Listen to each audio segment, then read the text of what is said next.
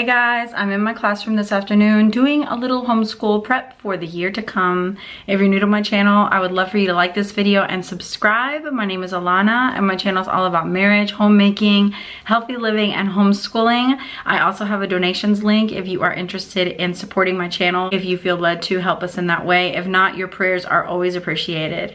So the new school year is upon us. It's the beginning of July. I want to enjoy the rest of summer break. I've already got my children registered. If you saw my latest homeschool video, I'll post a link in the description box for that as well if you want to check that out. I walked you through a little bit of my prep, and I recently ordered a few books, not many, but some. Today I'm going to pull out the timeline cards that I'm going to need for next year, as well as really get a good schedule pinned down for what days we're going to do what. So I wanted to walk you through that process to show you how simple it can be. I'm really a simple person. Anything too complicated really turns me off. Anything that requires too much brain power or too much detail turns me off. So I try to keep it really simple, and I hope that it comes across that way and that is encouraging to you. I know some people really like guidelines. It helps them function better. They don't like the "it's all right, we'll just do history twice a week" kind of approach. I think that you can make homeschool whatever you need it to be to work for you. You gotta have grace on yourself and realize it does take a few years to really tweak what is going to work well for you. And there's adjustments made all the time throughout the journey. There will be curriculums that you may buy and hate and have to replace the next year or mid-year. There may be things you love from the very beginning and never let go of, and there may be things that you add on later that you realize you weren't doing well enough, and that is all okay and part of the journey. So you've got to be gracious on yourself. So I'm gonna see if I can prop the camera down here. Our classroom consists of all our books. I think I've shown you guys my classroom tour before, but let me give you a brief little tour here.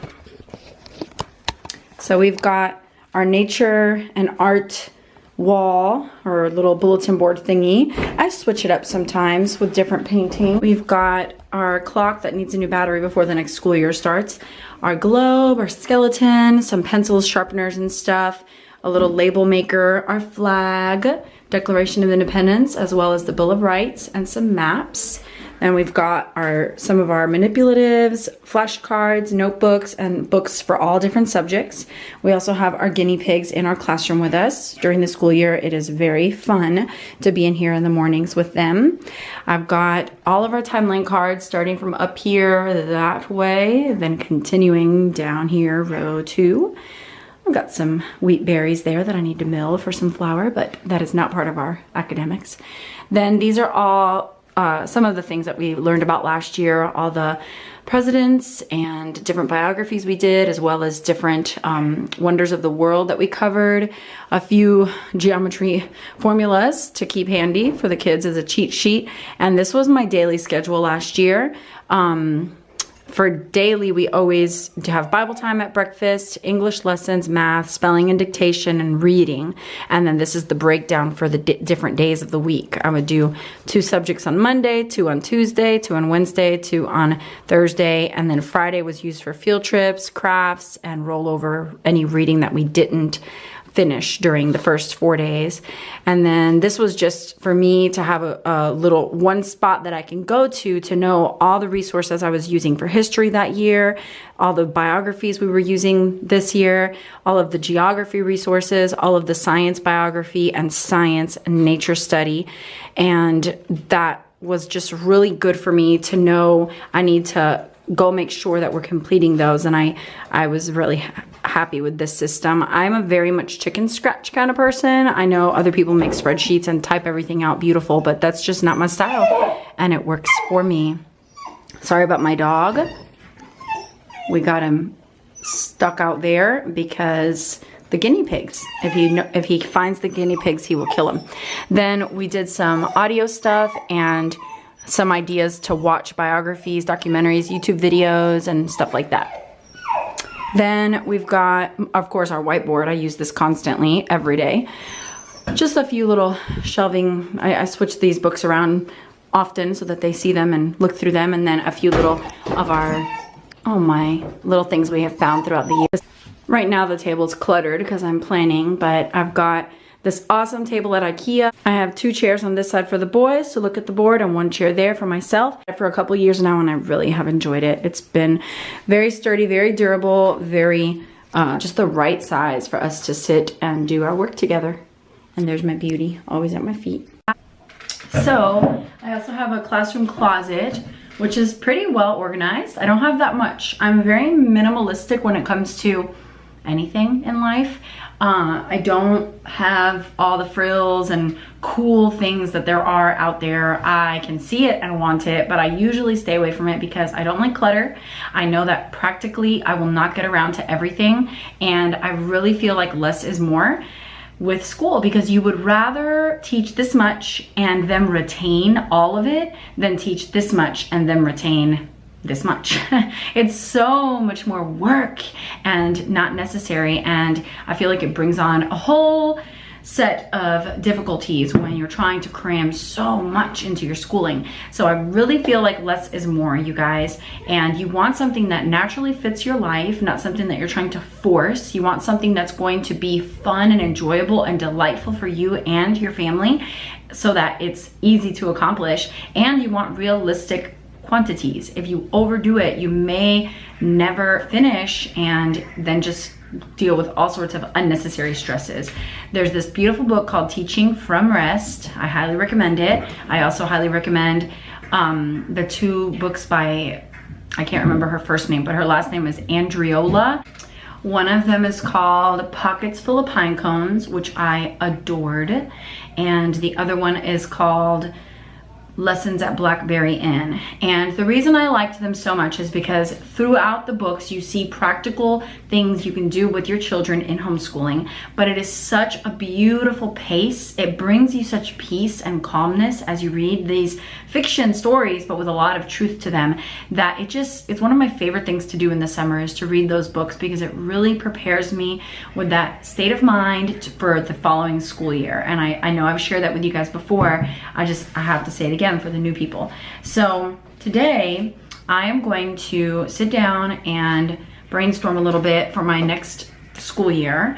I am going to utilize this book a lot better. Well, I shouldn't say better, just slightly different than I did last year. I usually don't do some of the things in here that it tells you to do. For example, in the narration chapters, I usually just have the boys narrate to me. But now, this year, I'm going to change that.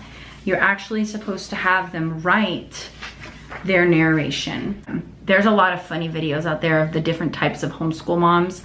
I'm the type that likes to be there, very involved, going through all the subjects with my children. I really like being a part of it. So I'll be the one to read the stories to them. I'll be the one to read the poetry to them. I'll be the one to talk to them about it, ask them questions about it, and they will give me an oral narration. But some of these have them write it down, and I didn't do that last year, but I will this year. I also have always skipped over the copy work because I always just did my own copy work, but that's just making more work for myself. So these are things I'm going to try differently this year, is to actually do the full lesson every day from this. And that is going to cover several subjects in one shot.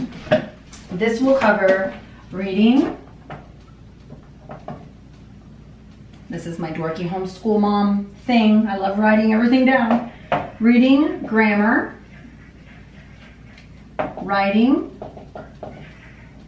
spelling,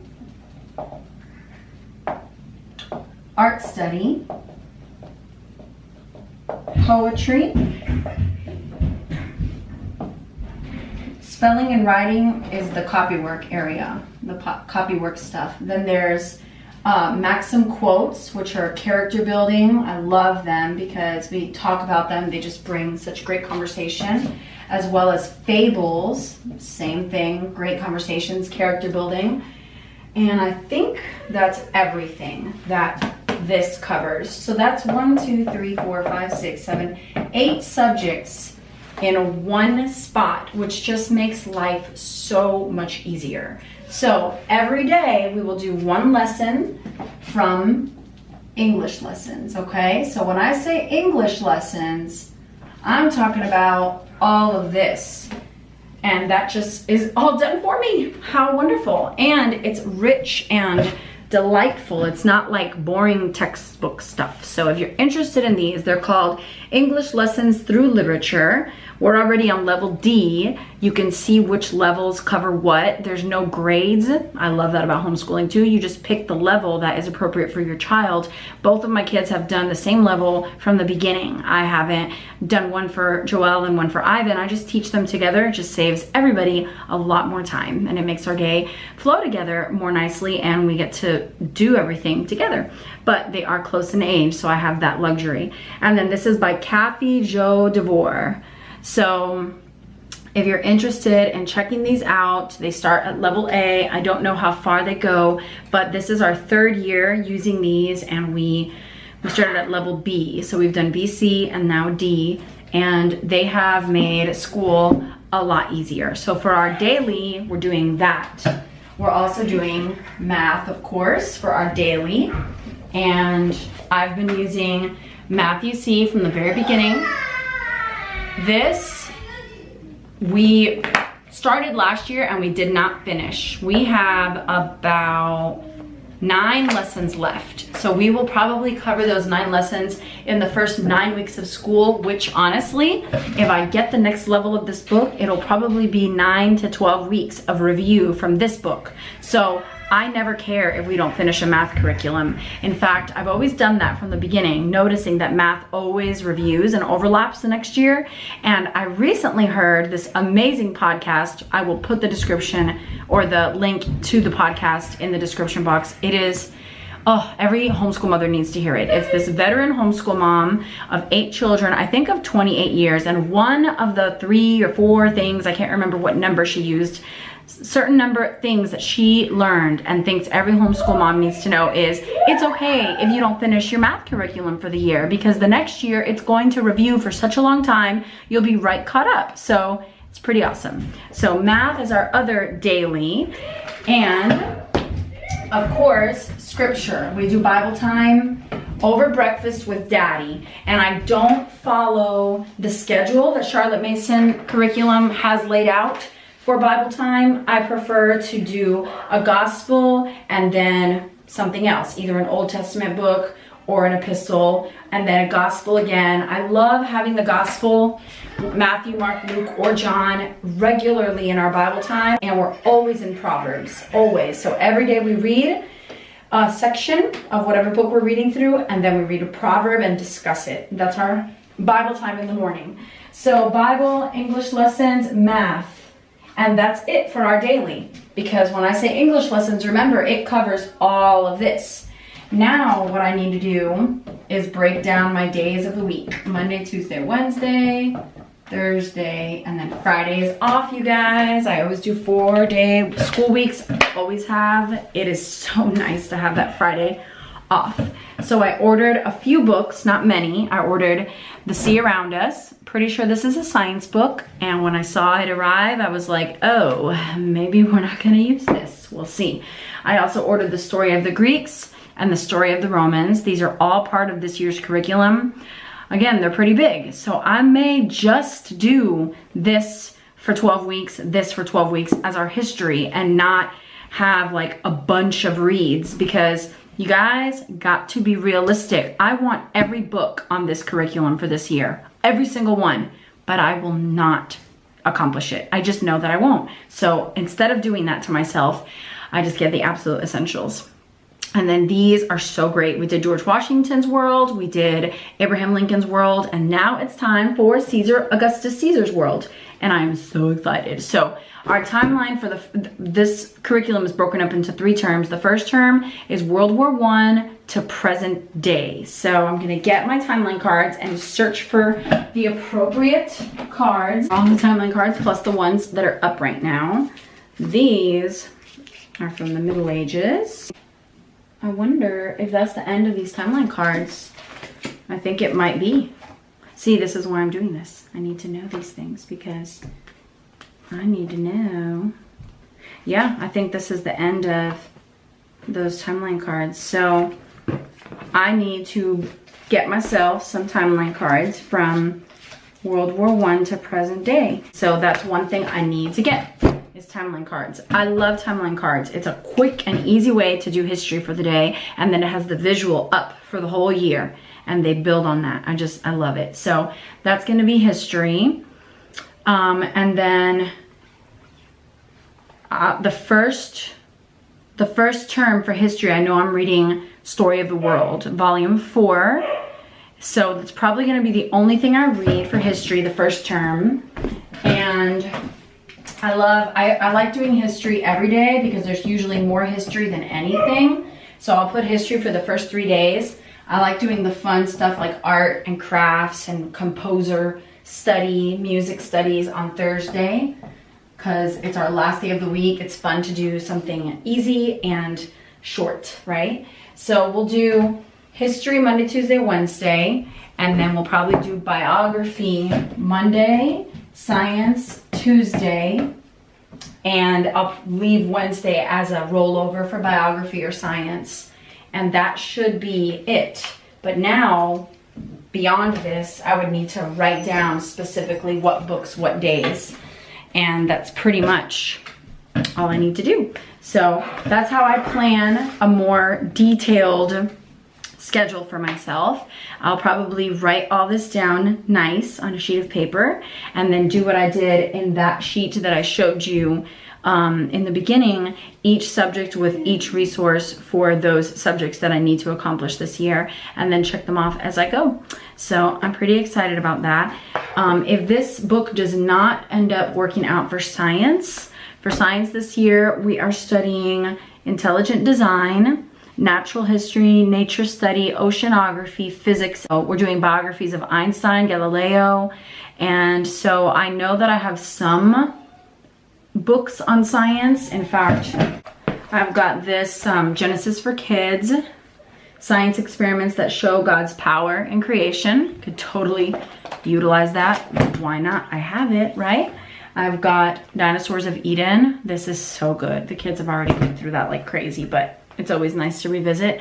And then I've got this actual textbook, but it's filled with really easy and fun exercises, and it all points back to creation, science in the beginning. It goes through the 7 days of creation, and each section has a bunch of great science lessons and experiments. So lesson 1 is let there be light, right? And so it teaches you about light, reflecting light, and the colors in creation, the colors in light. If this book ends up being no good, I may just do this textbook and do science through that. The thing that I don't like about this is that it looks like it's an everyday subject, and that's just not gonna fly. So you see what I mean? You gotta make things work for you. So look at the books you have. If you can't buy new books, don't. There's so many free things online. The library, books galore for free. You can totally go that route. And if you have books at home, you can create your own curriculum with what you have at home. So everything can be very simple. And so, yeah, that's how I organize my year. I've got my resources. The only thing left that I really need to make sure I have is some timeline cards. I did mention, didn't I, that the first term is World War I to present day, but the second term is going back to ancient history. So that's why I have Greeks and Romans and Caesar Augustus stuff here, because we will be going back to ancient history for the last 2 terms. And so that's what I love about this curriculum, is that every 4 years you cycle. So we've already done Middle Ages, but next year we'll be doing it again, obviously way more in depth because they're much older. And then the following year we'll do Renaissance again, much more in depth because they're much older. So every 4 years you repeat, and it's just an opportunity to lay out that foundation and then build upon it later when they're older and able to go deeper. I feel pretty ready for the next school year. I'm going to sit back and relax with my cold brew coffee. I need to buy more dry erase markers because I'm down to 1 red one. So I hope you enjoyed this video, that it was helpful to you, inspiring to you. It makes you feel like you can do this. Oh, you can do this. Have grace on yourself. God bless you guys. Thanks again.